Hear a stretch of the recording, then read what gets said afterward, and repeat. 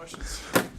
It's the first time you got 74-man travel roster. Have there been any stress with that, with narrowing down to 74 guys, or you got a good handle on it? No, there's some guys that would love to take that we've been taking to the hotel we can't take.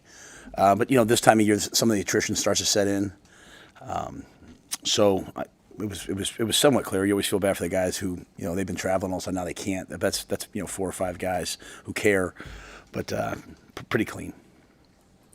Do you have any update on Malcolm's progress, and are there any other notable injuries heading into Saturday? Yeah, I'd say Malcolm's doubtful for Saturday.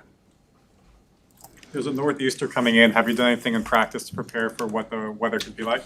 Yeah, it looks like initially it looked like it wouldn't get to us. Susan does a great job of every day updates the weather and wind. But we did wet ball stuff during the course of the week. We much prefer rain to wind. So the rain, we practice outside here. We never go inside. So, we pretty much prepare for it all year. But we did do wet balls this week just to be prepared for it. Is Malcolm going to travel? No. Well, I shouldn't say that. Based upon how he runs today. So watching him, I doubt that we'll take him. We talked trying about to keep that from Maryland and you ask me the question. So I'm just teasing. No, we take we take like a lot of guys. We believe in like game day. Like, hey, see what they can do game day. We ran them today. I'll go talk to him here in a minute. But I'm highly doubtful that he would go. It's not in his best interest. We talked to Carter Nelson after the game on Saturday. What's the value in just a special teams role for guys like him and younger guys on your roster that are kind of trying to find their place on the roster?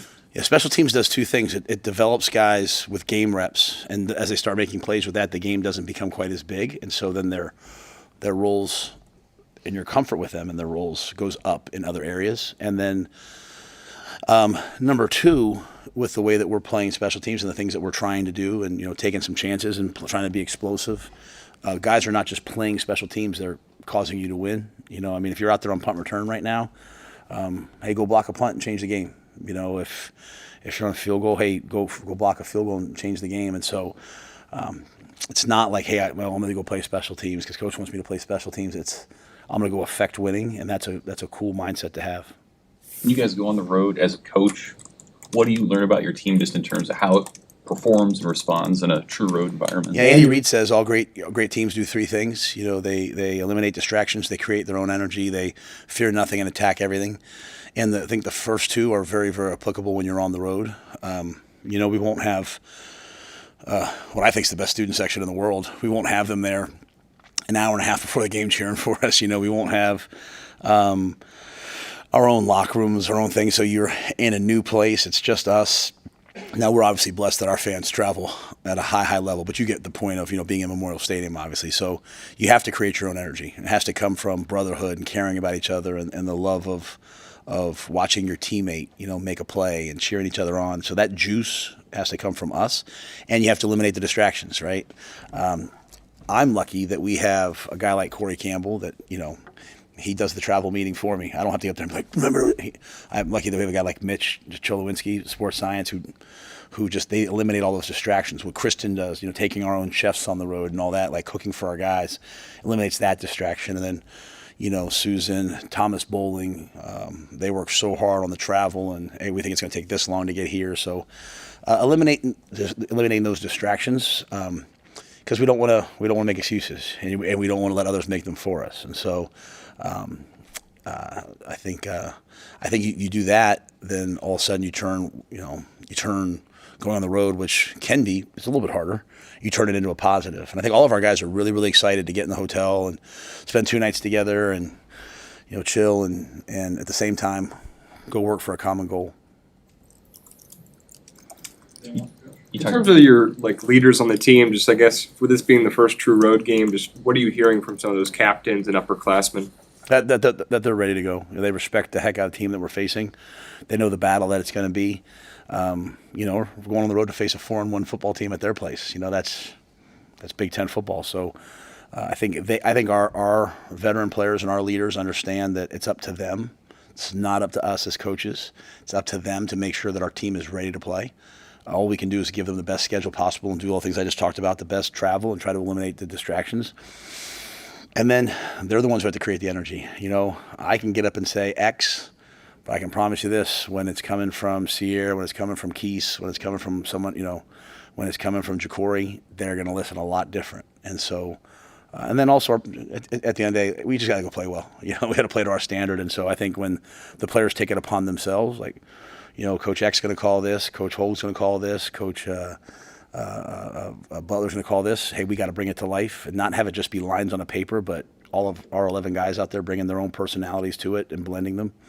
That to me is the message, and so I think our guys have gotten that loud and clear. And I have really no concerns about that part of it. It's all just going to come down to the football and who plays better football. Hey, Coach, you're a football savant, but have you heard the news about a Lincoln High School forfeiting a game against Omaha High School later today? Or excuse me, later tomorrow? I have not heard that. I'm sorry. Long story short, and the people in here correct me if I have the information wrong. A high school here in Lincoln forfeited the game because of injury concerns against a powerhouse up in Omaha. So I'm just curious at your thoughts as a football savant, like what that kind of means to the kids in the program and not being able to play that game. First of all, thank you for calling me that. That's the nicest thing anyone said in this room in a while. Maybe, Amy, have you written something nice about me lately? No? Okay, never mind. Maybe? I've written a lot lately. Okay. And I don't really read the paper very often, so I don't really know what's always happening just because I'm in football season, right? And I'm just kind of locked in. So it's hard for me to comment on a situation I really don't know. I do think probably health and wellness always comes first, but I don't know the situation well enough to comment. I'm sorry. Is there any other players of note that are ruled out, not going to travel? Nope. Okay. Gosh, you're really trying to get me today, huh? Do I know the first play? That's actually my first thing I ask Dana every Friday. I'm like, just tell me what's the first play. All right, cool. I love that one, no matter what he says.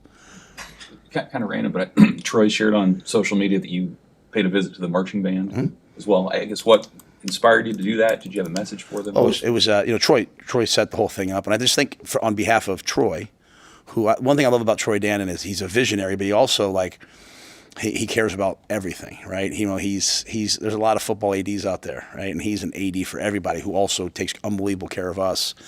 And I love the fact that we're great at all these different things. And we have an amazing marching band. And, going back to the summer, we had them out of practice and we had them play, and just the camaraderie of that was awesome. There's a young lady in the marching band, Allison, she lives out in Waverly. She's basically become part of our family now. She takes care of our dogs when we're not able to. And so you see how hard they work. You see their schedule. It's 8 or 9 o'clock at night, maybe wishing I go out for a walk, and you can hear them practicing. They were practicing this morning. We were waiting to talk to them, and it was cold out, man. I was out there kind of with my hands in my pocket because they worked their tails off, right? And it's not just the music, obviously. Today, they have iPads out there. Here's the music. Here's where you line up. Here's where you're marching to. There's so much to it. And I think it gives us an unbelievable home advantage. There's nothing in the world like coming out of the gates at Memorial Stadium and seeing the cheerleaders lined up and seeing the students lined up and seeing the band and get ready to do their thing. And so I think it's, they just add so much that in some small way, again, it was Troy's idea, but, we wanted just to say thank you. And, we have 3 more opportunities this year to play in front of our student section, which I love, our fans, which we love, and our band and our cheer squads and all that. So just a simple way to say thank you. And what better way to say thank you to college students than get them something to eat? So it was fun this morning. It was fun. It was a great way to start the day, to just be grateful. And unfortunately they're not with us. The travel in this conference, it's hard to take those people with us, but they're with us always because they're part of Husker Nation. All right, see you guys.